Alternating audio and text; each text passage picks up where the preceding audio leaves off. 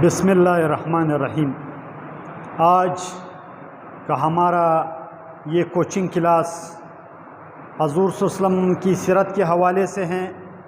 سیرت میں خصوصی طور آج ہم پڑھیں گے تعمیر کعبہ اور تاریخ کعبہ۔ بلوچستان پبلک سروس کمیشن اور جنرل کیٹیگری میں جو انٹرویوز منعقد کیے جاتے ہیں اس میں کعبہ بیت اللہ، چونکہ یہ تاریخ انسانی میں وہ پہلا گھر ہے، دنیا کے بت خدوں میں پہلا وہ گھر خدا کا، ہم اس کے پاسباں ہیں، وہ پاسباں ہمارا۔ تو اس حوالے سے نہایت زیادہ سوالات کیے جاتے ہیں۔ آج کی اس لیکچر کو آپ نے نہایت توجہ سے سننا ہے، اور آج کے اس لیکچر میں جو انٹرویو سے ریلیٹڈ سوالات ہیں اس کو آپ نے خوب تیار کرنا ہے۔ سب سے پہلے تعمیر کعبہ کے حوالے سے سیرت میں جو سوال کیا جاتا ہے وہ یہ ہے کہ حضور صلی اللہ علیہ وسلم کی عمر کتنی تھی جب کعبے کی تعمیر ہوئی؟ جب کعبے کی تعمیر میں حضور صلی اللہ علیہ وسلم نے بنفس نفس بذات خود حصہ لیا۔ حضور صلی اللہ علیہ وسلم کی عمر مبارک 35 سال تھی۔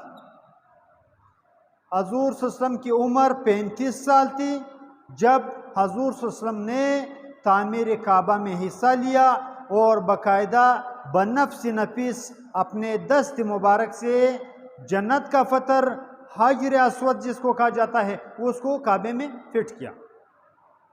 آپ صلی اللہ علیہ وسلم کی عمر 35 سال تھی۔ تعمیر کعبہ کے حوالے سے کافی زیادہ سوالات کیے جاتے ہیں۔ سب سے پہلا سوال یہ کیا جاتا ہے کہ کعبہ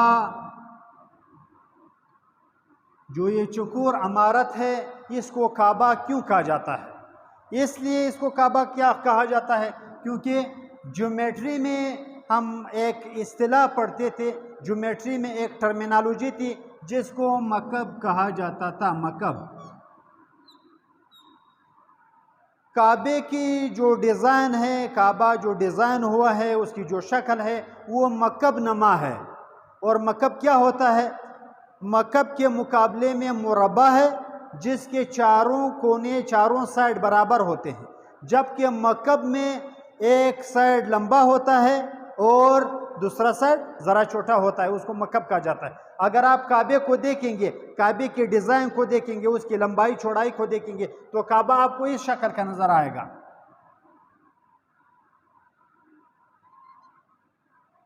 اس ورٹیکل میں کعبہ لمبا ہے جبکہ اس ورٹیکل میں کعبہ چھوٹا ہے، اس لیے اس طرح کی شکل کو مکعب کہا جاتا ہے۔ اس نسبت سے کعبے کی اس عمارت کو مکعب ہونے کی وجہ سے، یہ عربی زبان کا لفظ ہے اس لیے اس کو کعبہ کہا جاتا ہے۔ اس لیے اگر آپ سے انٹرویو میں سوال ہوا کہ کعبے کو کعبہ کیوں کہا جاتا ہے، کیونکہ اس کی سائز، اس کی ڈیزائنیشن وہ مکعب نما ہے، اس لیے کعبہ کو کعبہ کہا جاتا ہے۔ کعبے کے حوالے سے یہ سوال آتا ہے کہ کعبہ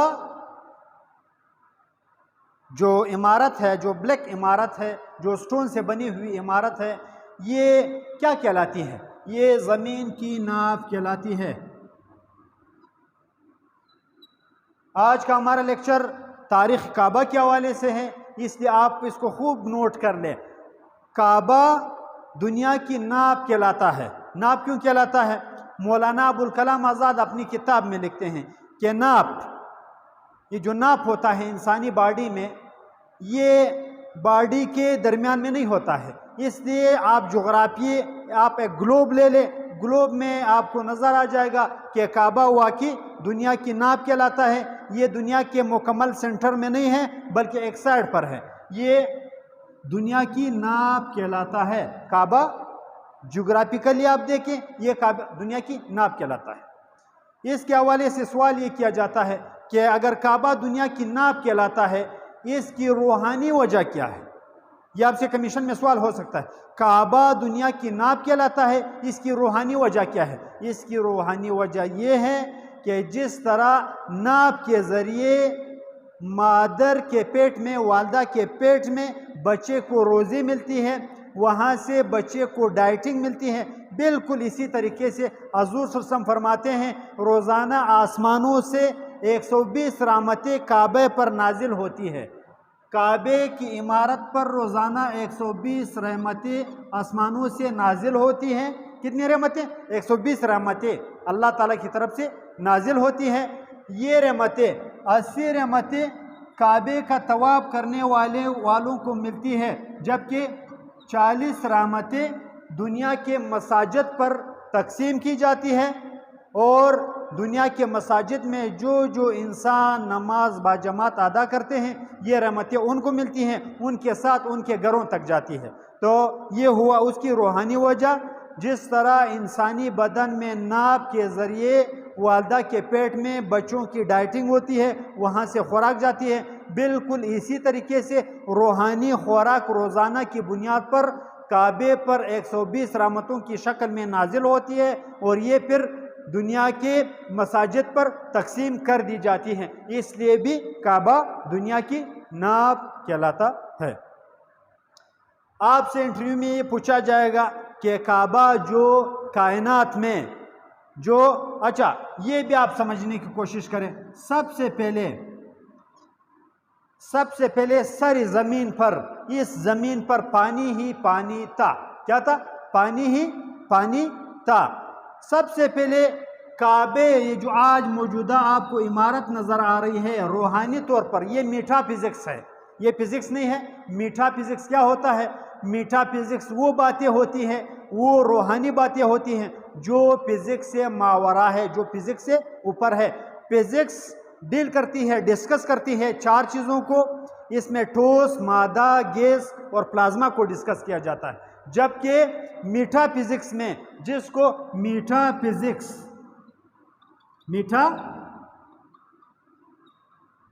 فزکس میں ان چیزوں کو ڈسکس کیا جاتا ہے جو مادے سے اوپر والی چیزیں ہیں، جو مادے سے ماورا اوپر والی چیزیں ہیں۔ یعنی یہاں پر 2 فرشتے موجود ہیں، فزکس ان کا ادراک نہیں کر سکتی ہے، ان کا ادراک میٹھا فزکس کرتی ہے۔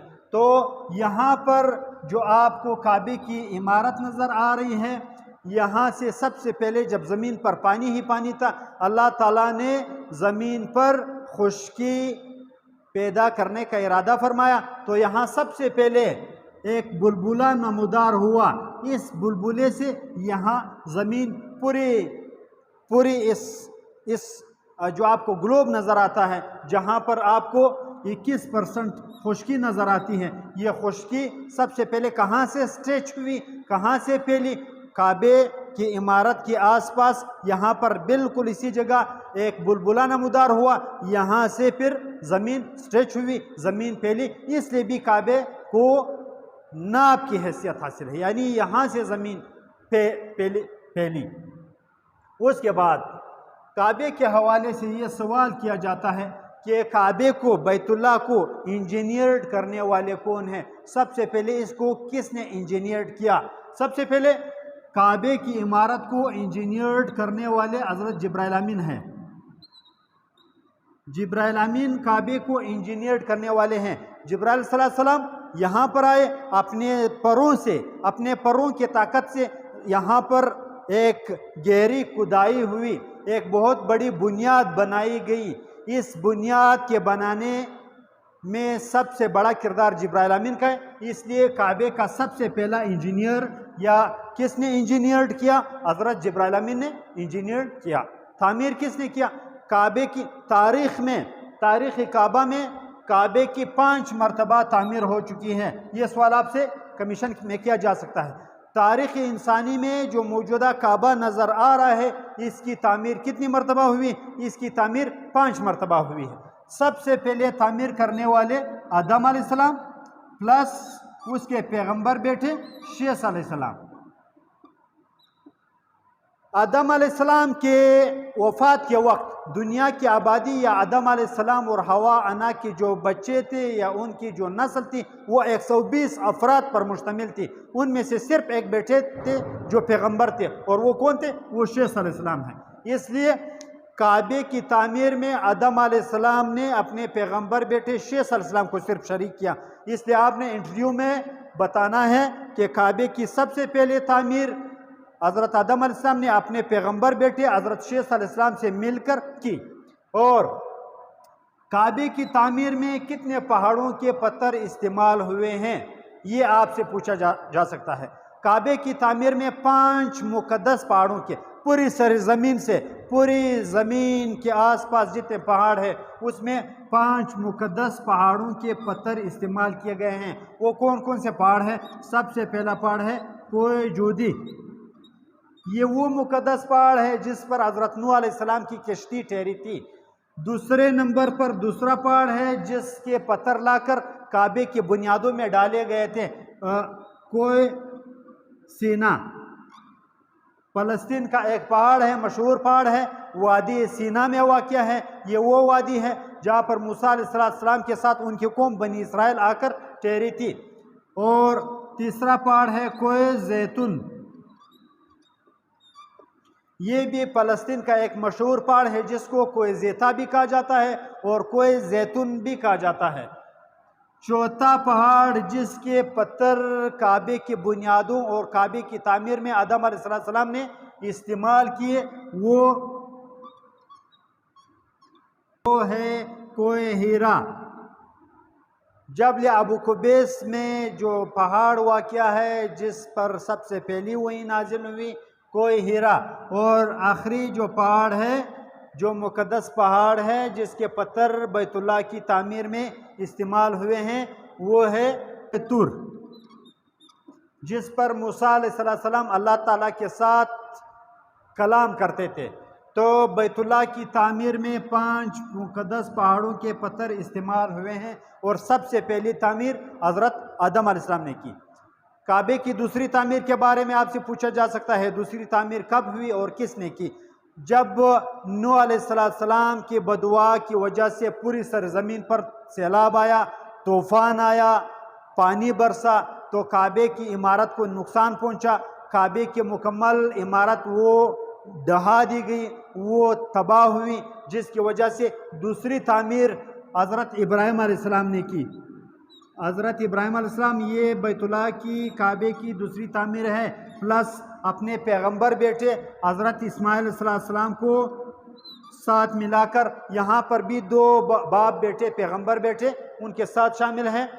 قرآن عظیم الشان اس بات کی گواہی دیتا ہے کہ بیت اللہ کی بنیادیں موجود تھی، قواعد من البیت۔ قرآن مجید نے ٹرمینالوجی استعمال کی ہے کہ جب ابراہیم علیہ السلام قاعدے من البیت اللہ کے گھر کی اٹھا رہے تھے، کہ جب ابراہیم علیہ السلام اپنے پیغمبر بیٹے کے ساتھ بیت اللہ کی بنیادیں اٹھا رہے تھے، یعنی بنیادیں موجود تھی۔ یہ ہوا بیت اللہ کی دوسری تعمیر کس نے کی؟ حضرت ابراہیم علیہ السلام نے اپنے بیٹے اسماعیل علیہ السلام کے ساتھ۔ آج بھی وہاں پر مقام ابراہیم موجود ہے جس پر حضرت ابراہیم علیہ السلام کے اس پتھر پر اپنے پاؤں مبارک کے نشان آج تک موجود ہیں، اور حجاج کرام حضرات اس کے باقاعدہ زیارت کرتے ہیں۔ بیت اللہ کی تیسری تعمیر، کعبے کی تیسری تعمیر کس نے کی؟ یہ سوال پوچھا جا سکتا ہے، آج کے حوالے سے یہ ٹیکنیکل سوال ہے۔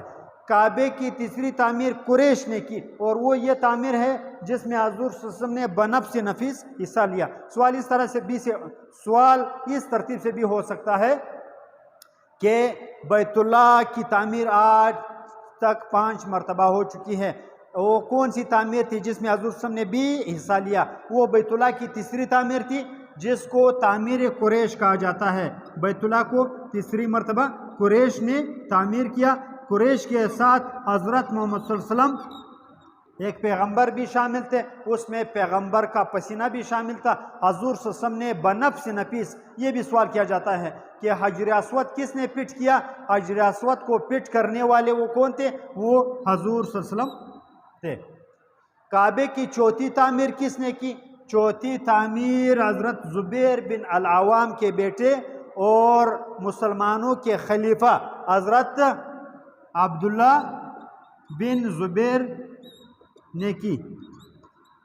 تو حضرت زبیر بن العوام جو عشرہ مبشرہ میں شامل ہیں اس کے بیٹے ہیں، اور مسلمانوں کے خلیفہ ہیں عبداللہ بن زبیر رضی اللہ تعالیٰ عنہ۔ اور اس کی آخری تعمیر 5ویں تعمیر وہ کس نے کی؟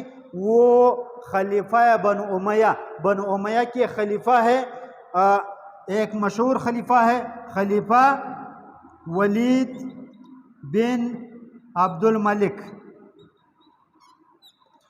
بیت اللہ کی 5ویں تعمیر ولید بن عبد الملک نے کی ہے، اور موجودہ جو آپ کو کعبہ نظر آ رہا ہے یہ وہی کعبہ ہے، یہ وہی بیت اللہ ہے، یہ وہی عمارت ہے جس کو ولید بن عبد الملک نے کیا۔ اچھا، مزید کیوں تعمیر نہیں کیا جا سکتا ہے؟ وجہ یہ ہے کہ ولید بن عبد الملک کی تعمیر کے بعد مسلمانوں کے ایک بہت بڑے امام مالک رحمۃ اللہ علیہ نے فتویٰ دیا کہ کعبے کو اگر اس طریقے سے ڈھایا جائے، بنایا جائے تو یہ کعبے کی بیت اللہ کی عمارت کے ساتھ ایک مذاق ہوگا، اس لیے آج کے بعد کعبے کو کوئی نہیں گرا سکتا، اس کی اپنی منشا و مرضی کے مطابق تعمیر نہیں کی جا سکتی۔ البتہ اگر کسی قدرتی آفت، زلزلے اور سیلاب کی وجہ سے اس کی عمارت کو نقصان پہنچتا ہے پھر تو تعمیر کیا جا سکتا ہے، لیکن کسی بادشاہ و خلیفہ کے منشا کے مطابق اس کی مزید تعمیر نہیں ہو سکتی۔ اس لیے اس فتویٰ کی وجہ سے آج تک بیت اللہ کی عمارت وہی کی وہی ہے، یعنی تاریخ میں کعبہ 5 مرتبہ تعمیر ہوا ہے۔ سب سے پہلی تعمیر کس کی ہے؟ حضرت آدم علیہ السلام اور شیث علیہ السلام۔ دوسری تعمیر حضرت ابراہیم علیہ السلام، اسماعیل علیہ السلام۔ تیسری تعمیر قریش۔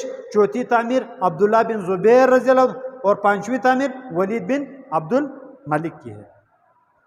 یہاں پر آتے ہیں تاریخ کعبہ کی طرف۔ تاریخ کعبہ میں آپ سے یہ سوال کیا جا سکتا ہے کہ یہاں پر ایک قدیم کنواں موجود ہے جس کو زمزم کہا جاتا ہے۔ زمزم کا کنواں پہلے لیکچر میں بھی آپ نے سنا، یہ ہمارے اسماعیل علیہ السلام کی والدہ حضرت حاجرہ رضی اللہ تعالیٰ عنہ کی وجہ سے، حضرت اسماعیل علیہ السلام کے پاؤں رگڑنے کی وجہ سے یہ ابل پڑا۔ حضرت حاجرہ رضی اللہ عنہ کے کہنے کی وجہ سے اس کو زمزم کا نام دیا گیا۔ تو یہ زمزم کا کنواں خشک ہو چکا تھا۔ دوبارہ تاریخ میں کس نے اس کو دریافت کیا اور کس نے اس کو دوبارہ کھودا، پانی برآمد ہوا؟ تو جواب میں آپ نے یہ بتانا ہے کہ حضور صلی اللہ علیہ وسلم کے دادا عبد المطلب کے ہاتھوں یہ کنواں دوبارہ دریافت ہوا، دوبارہ ملا، اور اس سے پانی ابل پڑا جو آج تک ہمیں پانی دے رہا ہے۔ اور زمزم کے حوالے سے آپ سے سوال کیا جا سکتا ہے کہ زمزم کے بارے میں آپ کیا جانتے ہیں، زمزم کی کیا ہسٹری ہے اور زمزم کا پانی کیسا ہے؟ تو آپ نے جواب میں یہ بتانا ہے دا واٹر آف زمزم، یعنی زمزم کا پانی، اٹ از ایگزامائنڈ، اس کے تجربے ہو چکے ہیں، it is examined by the modern European and American laboratories and declared the fittest water in the world. یہ دنیا کا فٹیسٹ واٹر ہے، سب سے زیادہ پیورسٹ واٹر ہے، نمبر 1۔ اور دوسری بات، اس میں پانی کی خاصیت یہ ہے، یہ پانی کے ساتھ لازم و ملزوم ہے کہ اس کو اگر کچھ دن کے لیے رکھا جائے تو اس میں زالوجی کے حوالے سے یہ بتایا جاتا ہے کہ 2 living things, algae and fungi, اس میں پیدا ہو جاتی ہے۔ زمزم کے پانی میں یہ خاصیت ہے، نو ایلجی اور فنجائی۔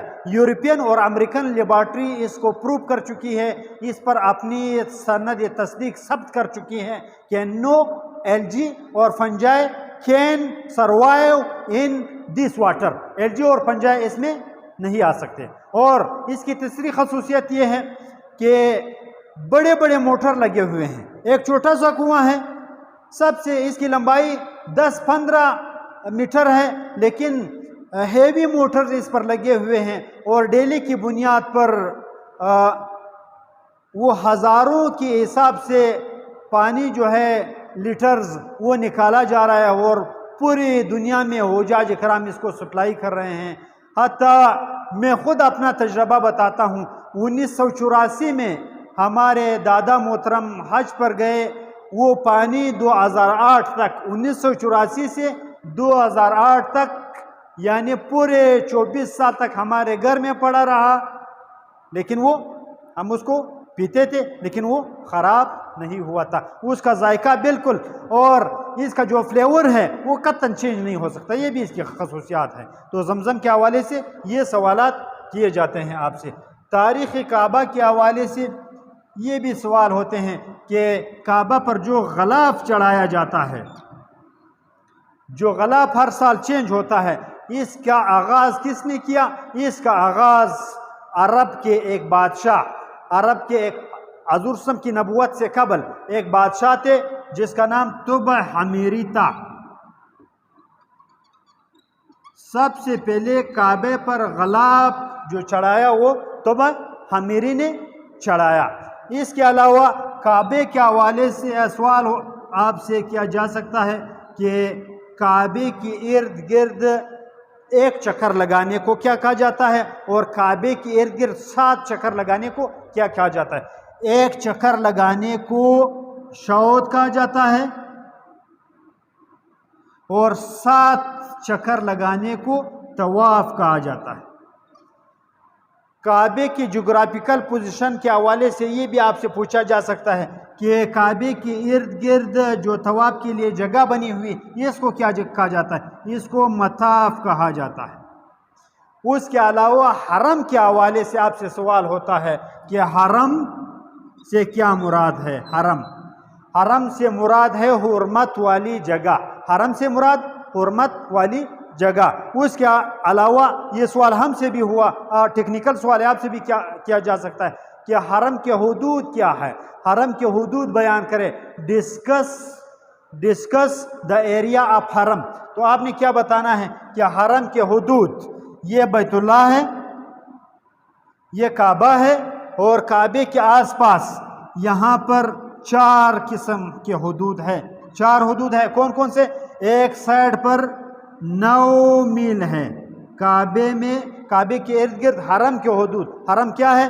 حرم کے حدود کے اندر لڑائی جھگڑا کرنا، گھاس کاٹنا، کسی زیرو کو چاہے وہ ایک چھوٹی سی چونٹی کیوں نہ ہو اس کو مارنا یا گھاس کاٹنا یا کسی کا خون بہانا یہ حرام ہے، اور غیر مسلم کا وہاں پر داخلہ ممنوع ہے، اس کو حرم کہا جاتا ہے۔ ایک سائڈ پر باقاعدہ ان کی ڈیمارکیشن کی گئی ہے، ان کے حدود متعین کیے گئے ہیں۔ ایک سائڈ پر 9 میل ہے، دوسرے سائڈ پر 6 میل ہے، تیسرے سائڈ پر 3 میل ہے، اور چوتھا جو اس کا سائڈ ہے اس میں 9، 7، 6 اور 3 مائل ہے۔ ایک سائڈ پر 7 نہیں ہے، ایک سائڈ پر 9 میل ہے، دوسرے پر 6، تیسرے پر 3 اور چوتھے پر یہاں پر اس کے حدود 11 ہے۔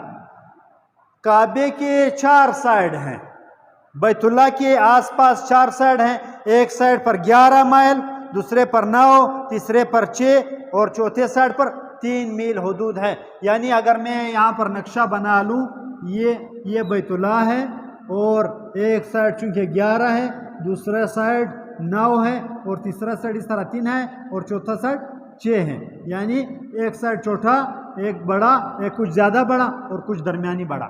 اچھا، سوال یہ کیا جاتا ہے کمیشن میں کہ کعبے کی حدود کو متعین کرنے والے کون ہیں؟ اس کے تعین ڈیمارکیشن کس نے کی ہے؟ اس کی ڈیمارکیشن کس وجہ سے ہوئی ہے؟ اس کی ڈیمارکیشن حجر اسود کی وجہ سے ہوئی ہے۔ حجر اسود کیا ہے؟ حجر اسود از دا بلیک سٹون، یہ وہ کالا پتھر ہے جو جنت سے لایا گیا تھا، کالے ہونے کی وجہ سے اس کو حجر اسود کہا جاتا ہے۔ قدیم زمانے میں اس کو حجر ابیض کہا جاتا تھا، ابیض روشن پتھر۔ یہ پہلے روشن تھا جب جنت سے لایا گیا تھا آدم علیہ السلام کے ساتھ، یہ بھی جنت سے اترا تھا، یہ حجر ابیض تھا یعنی روشن پتھر۔ آج اس کو حجر اسود کہا جاتا ہے۔ بلیک کیوں ہوا؟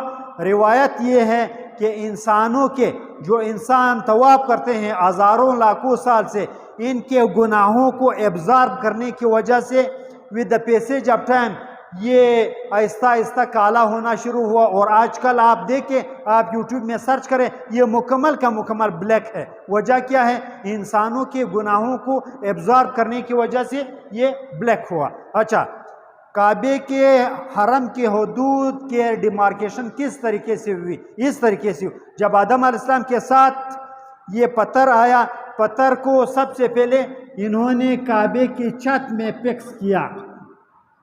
یہ تمام کی تمام باتیں، تمام کی تمام معلومات تاریخ کعبہ کی جو کتابیں ہیں ان میں موجود ہے کہ آدم علیہ السلام نے، آج کل تو یہ یہاں پر نصب ہے، لیکن آدم علیہ السلام کے زمانے میں اس کو کعبے کے بالکل پیک پر، ٹاپ پر اس کو نصب کیا گیا۔ کیا وجہ کیا تھی؟ وجہ اس کی یہ تھی کہ چونکہ اس میں لائٹ تھی، یہ لائٹ کا کام بھی سر انجام دیتا تھا۔ آدم علیہ السلام اور اس کے اہل و عیال رات کو اس لائٹ کی روشنی میں اپنا گزر بسر کرتے تھے۔ یہ نہایت روشن پتھر تھا، بعد میں لوگوں کے گناہوں کی ابزارب کرنے کی وجہ سے بلیک پڑا۔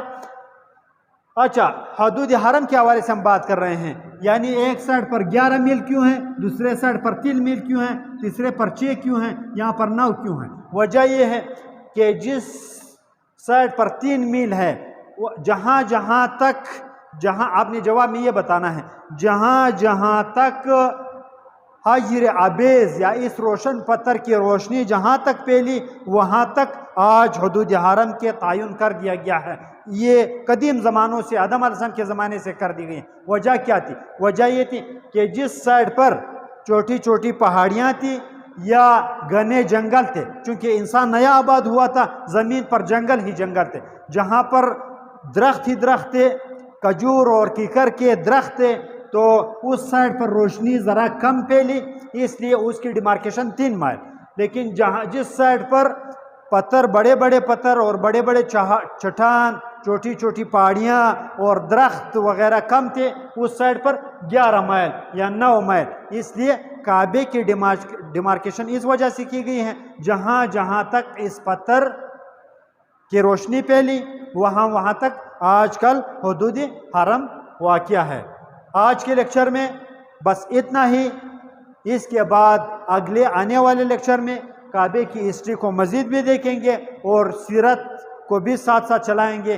جانے سے پہلے آپ کو بتاتا چلوں کہ ہمارے چینل کو سبسکرائب کریں تاکہ آپ ہر آنے والے نئے ویڈیو کے بارے میں بر وقت مطلع ہو سکیں، اور سائڈ پر دیا ہوا آئیکن کا بٹن دبانا نہ بھولیے۔